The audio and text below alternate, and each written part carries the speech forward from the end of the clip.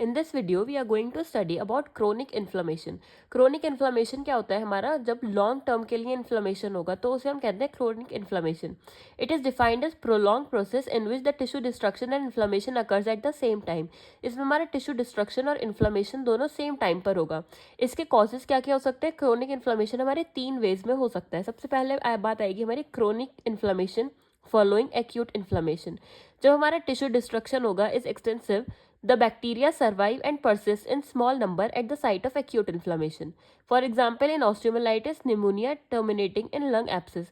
सबसे पहले हमारा एक्यूट इन्फ्लेमेशन हुआ, उसके बाद हमारा जो बैक्टीरिया था वो सर्वाइव हुआ और परसिस्ट हुआ उसी जगह पर, उसकी वजह से हमारा बहुत लॉन्ग टर्म तक इन्फ्लेमेशन होता रहा, तो वो आएगा हमारा क्रोनिक इन्फ्लेमेशन में.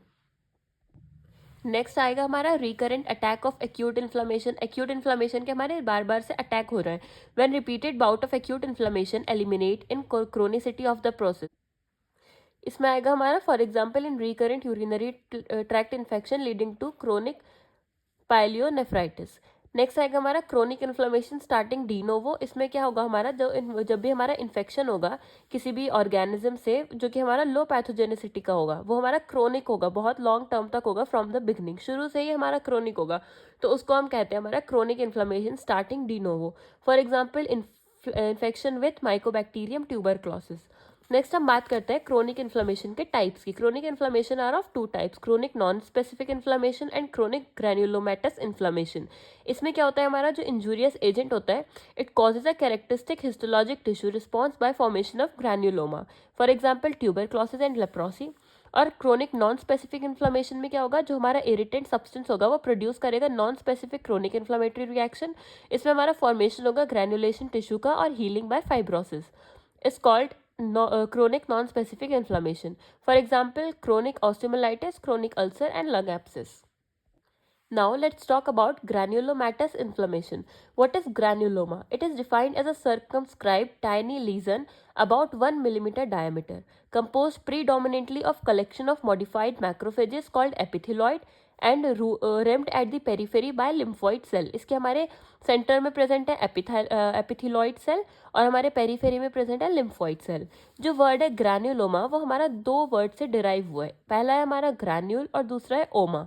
ग्रैन्यूल का मतलब क्या है, ग्रैन्यूल लाइक लीजन, और ओमा का मतलब क्या है, ओमा यहाँ पर सफिक्स से यूज हो रहा है जिसका मतलब होता है ट्रू ट्यूमर, लेकिन यहाँ पर इसका मतलब है अ लोकलाइज्ड मास और कलेक्शन ऑफ मैक्रोफेजेस. अब हम ग्रैन्युलोमा की पैथोजेनेसिस की बात करें तो formation of granuloma is a type 4 granulomatous hypersensitivity reaction. ये हमारा एक तरह का प्रोटेक्टिव डिफेंस रिएक्शन है by the host but eventually causes tissue destruction because of persistent of poorly digestible antigen. ये हमारा एक तरह से प्रोटेक्टिव डिफेंस रिएक्शन होती है किसी भी होस्ट में, लेकिन इससे हमारा टिश्यू डिस्ट्रक्शन भी हो जाता है क्योंकि हमारे इसमें persistent poorly digestible antigen present होता है. For example mycobacterium tuberculosis, mycobacterium leprae, suture material, particles of talc, etc. The sequence of evolution of granuloma is schematically shown.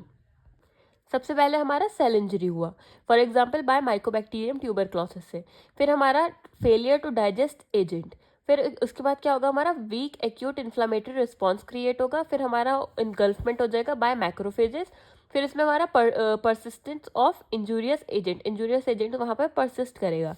इससे क्या होगा हमारा T cell mediated immune response होगा और poorly digestible agent हमारा activate हो जाएगा. फिर हमारा एक्टिवेशन होगा CD4 टी सेल्स का. फिर हमारा इसमें मोनोसाइट कीमोटैक्टिक फैक्टर आएगा और हमारा एक्यूमुलेशन हो जाएगा टिश्यू मैक्रोफेजेस का और प्रोलिफरेशन हो जाएगा हमारा टी सेल्स का. इसके बाद हमारा मैक्रोफेजेस एक्टिवेट हो जाएंगे बाय इंटरफेरॉन्स और फिर हमारा ट्रांसफॉर्मेशन हो जाएगा एपिथेलियोइड सेल और जाइंट सेल का. फिर और हमारा साथ ही साथ सिक्रीशन होगा फिब्रोब्लास्टिक प्रोलिफरेशन साइटोकाइनाइंस का और हमारा ग्रैन्युलोमा फॉर्म हो जाएगा. हमारे ग्रैन्युलोमा का कॉम्पोजिशंस क्या होते हैं, जो हमारा ग्रैन्युलोमा होता है उसमें हमारे एपिथेलियोइड सेल्स प्रेजेंट होते हैं, multi nucleate giant cells present होते हैं, लिम्फोइड सेल्स, नेक्रोसिस और फाइब्रोसिस प्रेजेंट होता है.